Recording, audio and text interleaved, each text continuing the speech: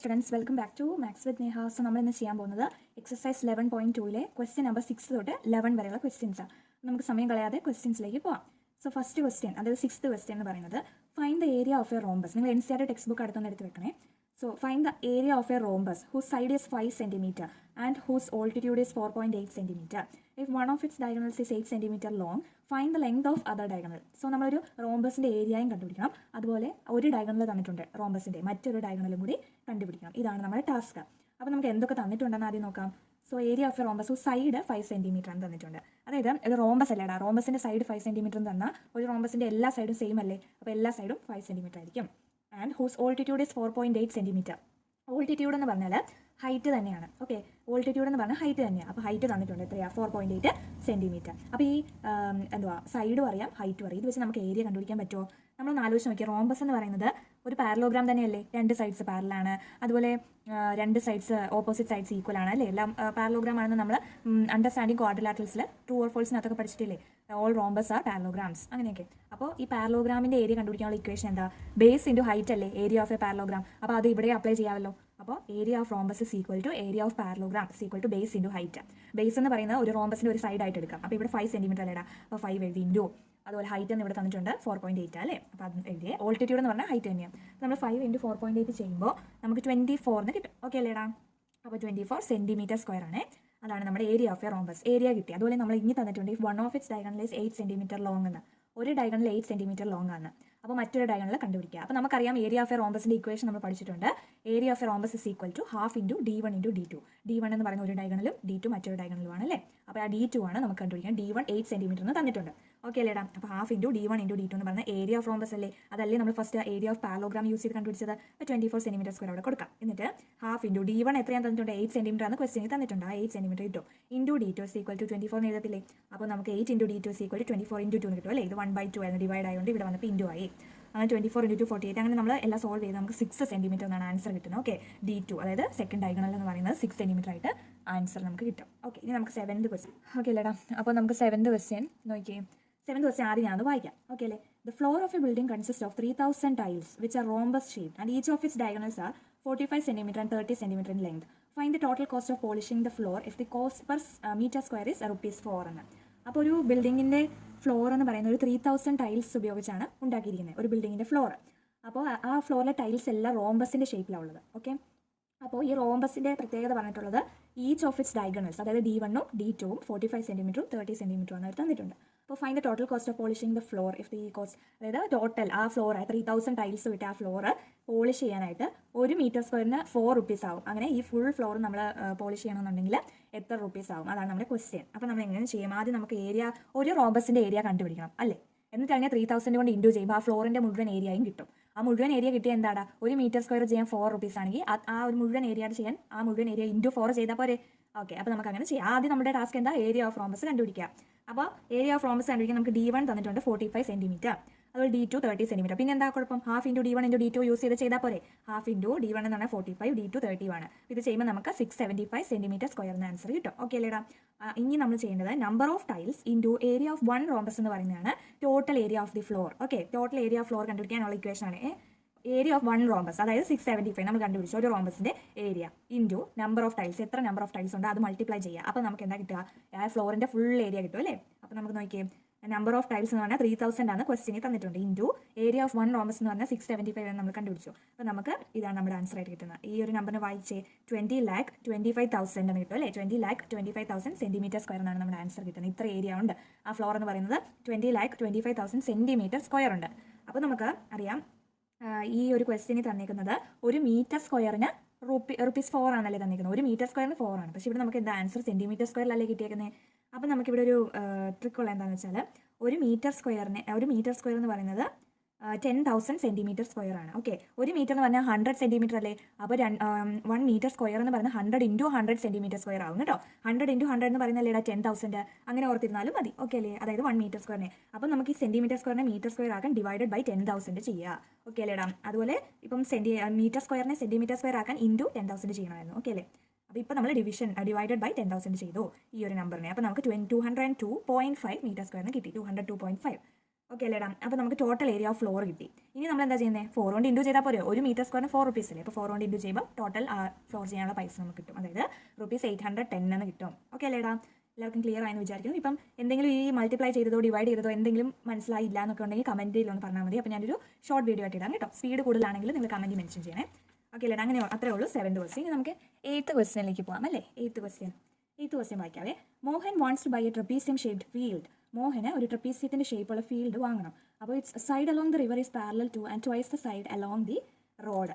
അപ്പോൾ അതിൻ്റെ റിവറിൻ്റെ സൈഡിൽ അതൊരു ഫീൽഡ് എന്ന് പറയുന്നതിൻ്റെ ഇപ്പോൾ ഈ ഒരു ട്രപ്പീസിയം ഷേപ്പ് ഫീൽഡാണ് മോഹന് വാങ്ങിക്കേണ്ടത്. അപ്പോൾ ഒരു സൈഡ് എന്ന് പറയുന്നത് റോഡിൻ്റെ സൈഡിലാണ് ഈ ട്രപ്പീസിയത്തിൻ്റെ ഒരു പാരൽ സൈഡ്, മറ്റൊരു പാരൽ സൈഡ് റിവറിൻ്റെ സൈഡിലുമാണ്. ഈ റിവറിൻ്റെ സൈഡിലുള്ളത്, അതായത് റോഡിൻ്റെ സൈഡിലുള്ള സൈഡ് ഈ റിവറിൻ്റെ സൈഡിലുള്ള സൈഡിൽ കാട്ടിലും ഹാഫ് ആണ്. അതായത് റോഡിൻ്റെ സൈഡിലുള്ള ആ പാരൽ സൈഡിൻ്റെ ഡബിൾ ആണ് റിവറിൻ്റെ സൈഡിലുള്ള സൈഡ് എന്ന് പറയുന്നത്. ഓക്കെ, റിവർ സൈഡിലുള്ള ആ പാരൽ സൈഡ് എന്ന് പറയുന്നത് മനസ്സിലാവുന്നുണ്ടോ? ഇപ്പം നമ്മുടെ ഈ റോഡിന് ഇവിടെയുള്ള ഈ ഒരു സൈഡ് എന്ന് പറഞ്ഞാൽ എക്സ് ആയിട്ട് എടുത്താൽ റിവറിൻ്റെ സൈഡിലുള്ള ഈ സൈഡിനെ നമ്മൾ 2x ആയിട്ട് എടുക്കണം. മനസ്സിലായോ? അതിൻ്റെ ഡബിൾ ആണ്, അതിൻ്റെ ഇരട്ടിയാണ്. മനസ്സിലായോ? അങ്ങനെയാണെങ്കിൽ നമ്മൾ വായിച്ച് നോക്കി, ബാക്കി വായിച്ച് നോക്കിയേ. If the area of this field is 10,500 meters square and the perpendicular distance between the two parallel sides is 100 meter, find the length of the side along the river. ഈ റിവറിൻ്റെ സൈഡിലുള്ള പാരൽ സൈഡിൻ്റെ ലെങ്ത് കണ്ടുപിടിക്കാനാണ് ക്വസ്റ്റ്യൻ. നമുക്ക് കുറച്ച് കാര്യങ്ങളൊക്കെ തന്നിട്ടുണ്ട്. ഈ ഫീൽഡിൻ്റെ area തന്നിട്ടുണ്ട്, 10,500 ആണ്. അപ്പോൾ ട്രപ്പീസിയത്തിൻ്റെ ഏരിയ ഓക്കെ. അതുപോലെ perpendicular distance between 2 parallel side, അതായത് ഹൈറ്റ് അല്ലേടാ. Perpendicular distance between 2 parallel side എന്ന് പറഞ്ഞാൽ അത് ഹൈറ്റ് ആണ്. ഹൈറ്റും തന്നിട്ടുണ്ട് 100 മീറ്റർ. ഇനി നമുക്ക് എന്താ സിമ്പിളായിട്ട് കണ്ടുപിടിക്കാൻ മേലെ ഞാൻ പറഞ്ഞ പോലെ ഹൈറ്റ് ഇവിടെ 100 മീറ്ററും ഏരിയ 10,500ഉം. അതുപോലെ റോഡ് സൈഡിലുള്ള, അതായത് റോഡിൻ്റെ സൈഡിലുള്ള ആ പാരൽ സൈഡ് എക്സ് ആയിട്ട് നമ്മൾ എടുക്കുവാണെങ്കിൽ നമുക്ക് കണ്ടുപിടിക്കാൻ എളുപ്പത്തിന് എക്സ് മീറ്റർ എന്ന് എടുത്തു. അതുപോലെ നമ്മുടെ റിവറിൻ്റെ സൈഡിലുള്ള സൈഡിന് നമ്മൾ 2x മീറ്റർ എന്ന് എടുത്തു. ഓക്കെ അല്ലേടാ. അപ്പോൾ നമുക്കറിയാം ഇത് രണ്ടും പാരൽ സൈഡ് അല്ലേ. പാരൽ സൈഡിനെ നമ്മൾ എന്താ ട്രപ്പീസിയത്തിൻ്റെ പാരൽ സൈഡിനെ നമ്മൾ എങ്ങനെ റെപ്രസെൻറ്റ് ചെയ്യുന്നത്? എയും ബിയും.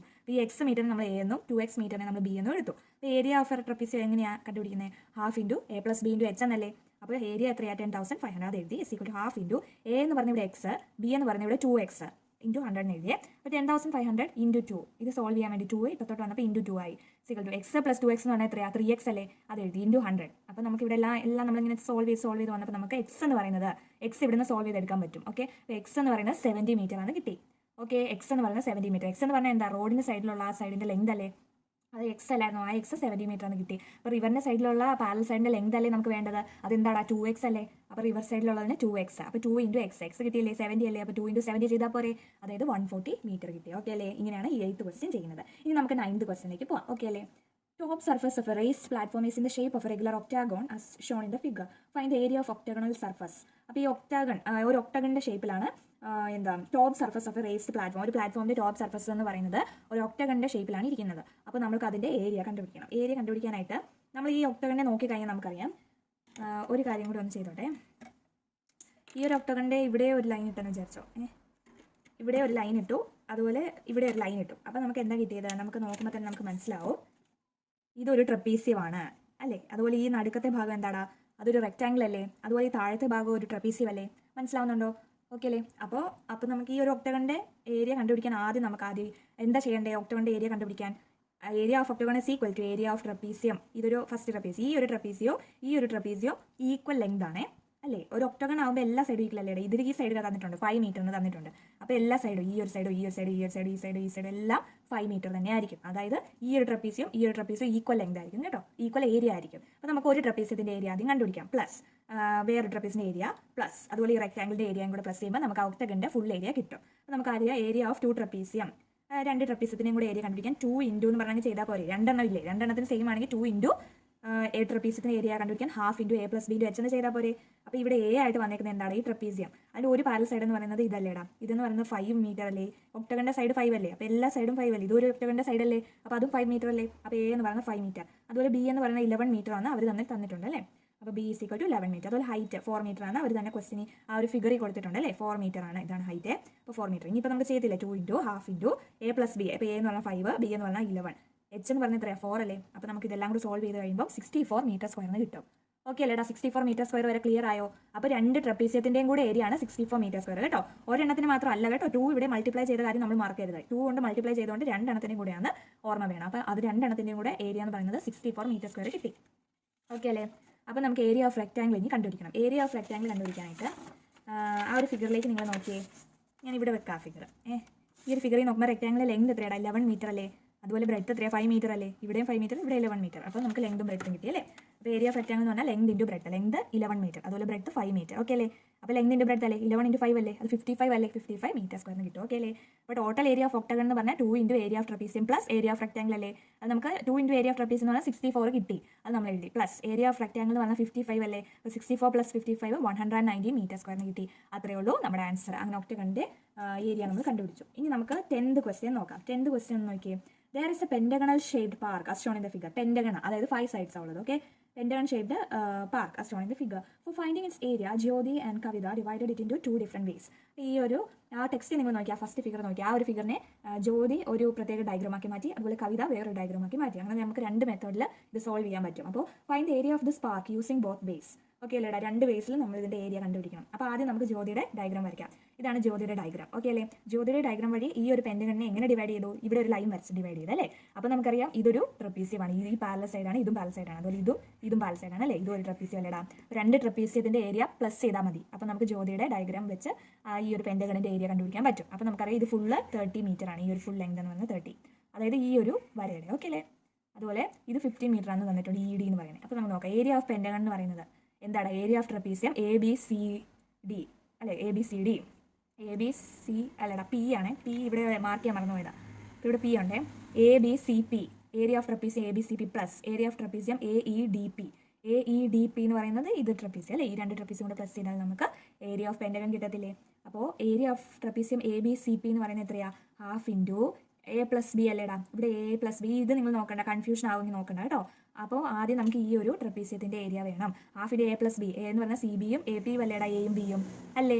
നിങ്ങൾക്ക് മനസ്സിലാവുന്നുണ്ടോ? അത് പാരലൽ സൈഡ്സ് അല്ലേ Aയും Bയും. അപ്പോൾ ഇവിടുത്തെ പാരലൽ സൈഡ് BCയും APയും അല്ലേ. അപ്പം നമുക്ക് AP എന്ന് പറയുന്നത് 30, അതുപോലെ BC എന്ന് പറയുന്നത് 15 അല്ലേടാ. മനസ്സിലായോ? അപ്പോൾ നമുക്ക് അങ്ങനെ 30 + 15 കിട്ടി ഇൻറ്റു CP, അതായത് ഹൈറ്റ് ആണ്. ഈ CP എന്ന് പറയുന്നത് ഹൈറ്റ് ആണ്. ഓക്കെ അല്ലേടാ, മനസ്സിലായോ? ഓക്കെ, ഇവിടെ ഞാനൊരു കാര്യം കൂടെ മാർക്ക് ചെയ്യാൻ മറന്നുപോയി. അത് നിങ്ങളുടെ ടെക്സ്റ്റിലെ ഫിഗറിലുണ്ട് കേട്ടോ. 15 മീറ്റർ ആണ് ഇവിടെ തൊട്ട് ഇവിടം വരെ ഉള്ളതും കേട്ടോ. അതും കൂടെ നിങ്ങൾ ഓർത്തോണേ. അപ്പോൾ നമുക്ക് CP വെളിയിലുണ്ട് പ്ലസ് ഹാഫ് ഇൻറ്റു A+B എന്ന് പറയുമ്പോൾ ഈ ഒരു ട്രപ്പീസിയത്തിൻ്റെ A എന്ന് പറയുമ്പം ഇത് 30 + 15 അല്ലേ, 30 + 15 ഇൻറ്റു പിന്നെ ഇവിടുത്തെ ഹൈറ്റ് എന്ന് പറഞ്ഞാൽ DP അല്ലേടാ. DP എഴുതി. അപ്പോൾ നമുക്കറിയാം 30 + 15 ഇവിടെയും 30 + 15 ആണ്. അപ്പോൾ നമുക്ക് ഹാഫ് ഇൻറ്റു 30 + 15 കോമൺ എടുക്കത്തില്ലേ. അപ്പോൾ ഹാഫ് ഇൻറ്റു 30 + 15 കോമൺ എടുത്താൽ ബാക്കി എന്താ? CP, പിന്നെ ഇവിടെ ഒരു പ്ലസ്, പിന്നെ DP ഇല്ലേടാ. CP + DP അത് എഴുതി. അതായത് CP + DP എന്ന് പറഞ്ഞാൽ CD അല്ലേ. CD-യുടെ ലെങ്ത് എത്രയാ? 15 അല്ലേടാ. അത് നമ്മൾ ക്വസ്റ്റ്യൻ തന്നിട്ടില്ലേ. അപ്പോൾ ഹാഫ് ഇൻറ്റു 30 + 15 എന്ന് പറഞ്ഞാൽ 45 ഇൻറ്റു CD എന്ന് പറയുന്നത് 15 ആയിരുന്നു. അപ്പോൾ നമ്മൾ അതുകൂടെ എഴുതി. ഹാഫ് ഇൻറ്റു 45 ഇൻറ്റു 15, അപ്പോൾ 337.5 മീറ്റർ സ്ക്വയറിന് കിട്ടി. ഓക്കെ അല്ലേ? അങ്ങനെയാണ് നമ്മൾ കണ്ടുപിടിക്കുന്നത് ജ്യോതിയുടെ മെത്തേഡ് വെച്ച്. ഇനി നമുക്ക് കവിതയുടെ മെത്തേഡ് യൂസ് ചെയ്ത് നോക്കാവേ. കവിതയുടെ മെത്തേഡ് വെച്ച് ഇതിനെ ഒരു ട്രയാങ്കിളും അതുപോലെ ഒരു സ്ക്വയറും ആക്കി മാറ്റി. അപ്പോൾ ഏരിയ ഓഫ് പെൻഡഗൺ എന്ന് പറയുന്നത് എന്താ? Area of triangle plus area of സ്ക്വയറാണ്.